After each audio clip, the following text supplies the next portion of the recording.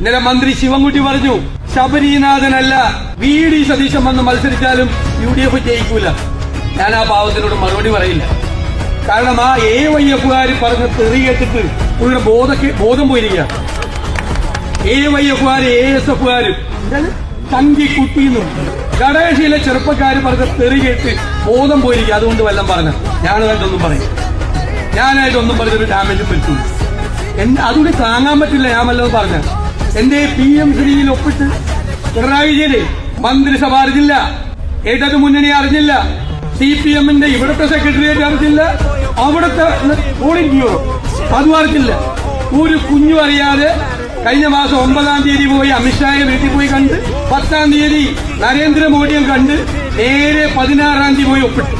എന്നിട്ട് 22-ാം തീയതിയുടെ മന്ത്രിസഭയ്ക്ക് വരിക. അപ്പൊ മന്ത്രി K. രാജൻ CPIക്ക് വേണ്ടി ആഞ്ഞടിക്കുകയാണ് മന്ത്രിസഭയിൽ. ഒപ്പിടരുത്, ഒപ്പിട്ട് പോകരുത്. അപ്പൊ മുഖ്യമന്ത്രി മിണ്ടുന്നില്ല, ഒപ്പിട്ടിട്ടാണ് വന്നിരിക്കുന്നത്.